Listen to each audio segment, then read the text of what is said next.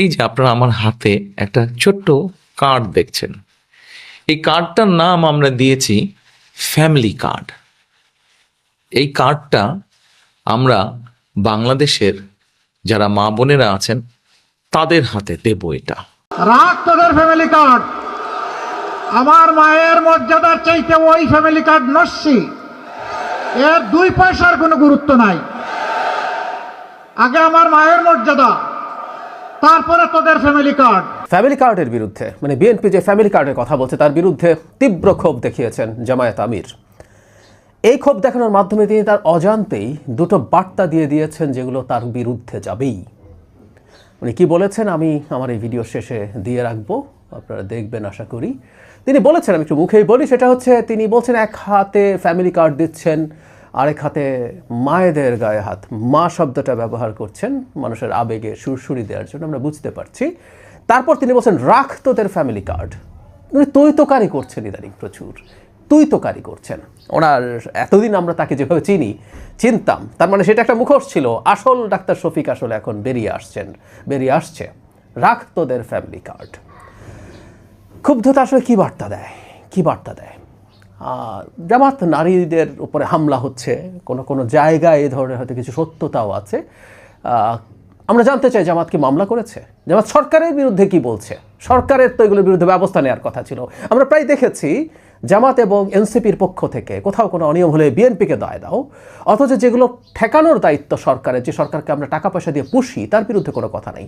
Doctor শফিকের তো উচিত ছিল ডক্টর ইউনূসের বিরুদ্ধে খানিকটা রাগ হওয়া, বিষদগার না হলেও তাদের তো তলে তলে খাতির আছে, কিছু অন্তত লোক দেখানোর জন্য হলেও করার কথা ছিল। এগুলো ঠেকাচ্ছে না কেন যদি হয়ে থাকে?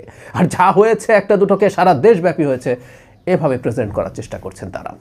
তো যে বললাম বার্তার কথা, প্রধান বার্তাটা পরে আসছি। অপ্রধান মানে কম গুরুত্বপূর্ণ যে বার্তা, এটারও গুরুত্ব খুব কম যে তা না, খেয়াল করব আমরা। আমি কিছুদিন আগেই 2 দিন আগেই একটা ভিডিওতে বলেছি যে উনি উত্তেজিত হয়ে পড়ছেন। তার এই উত্তেজিত হয়ে পড়া বোঝা যাচ্ছে তিনি মাঠে যে পরিস্থিতি দেখছেন সেটা তাদের অনলাইনে যে বাবল তৈরি করেছিলেন ওভার দ্য ইয়ার্স, এবং শেষে গত শেখ হাসিনার পতনের পর সেটা আসলে কার্যকর ক্ষেত্রে কিছুই না। আমরা ফান করে বলি বটের তো ভোট নেই, এটা উনি টের পাচ্ছেন, এবং সম্ভবত যতটা খারাপ ভেবেছেন পরিস্থিতি তার চাইতে অনেক বেশি খারাপ। তাই তিনি মেজাজ ধরে রাখতে পারছেন না, তিনি উত্তেজিত হয়ে পড়ছেন, এটা আমরা বলতেই পারি। এইটা একটা দিক। আরেকটা হচ্ছে বিএনপির ফ্যামিলি কার্ডই এই নির্বাচনে অতি গুরুত্বপূর্ণ রোল প্লে করতে যাচ্ছে। মানে এটা না থাকলেও বিএনপির সাথে তারা পাত্তা পেতেন না, কিন্তু আরও অনেকগুলো ইস্যুর সাথে এই ফ্যামিলি কার্ড, জনাব তারেক রহমান নির্বাচনের ইশতেহারের বহু আগে থেকে এই ফ্যামিলি কার্ডের আলাপ তুলেছেন, এই ফ্যামিলি কার্ডের আলাপ নিয়ে এসছেন, জনসভাগুলোতে বলছেন। জনগণ কানেক্টেড হচ্ছে। এই দেশের সবচেয়ে দরিদ্র জনগণ যদি মাসে 2 বা 2,500 টাকা ক্যাশ পায়, এটা তার জন্য একটা বিরাট লাইফ লাইন হতে পারে। এটা মানে শুধু একটা দলের নির্বাচনে জেতার ইস্যু না, আমি এটা আলাদা ভিডিও করে দেখিয়েছি। এটা ব্যক্তির জীবন সহজ তো করবে, দেশের অর্থনীতি পাল্টে দিতে পারে।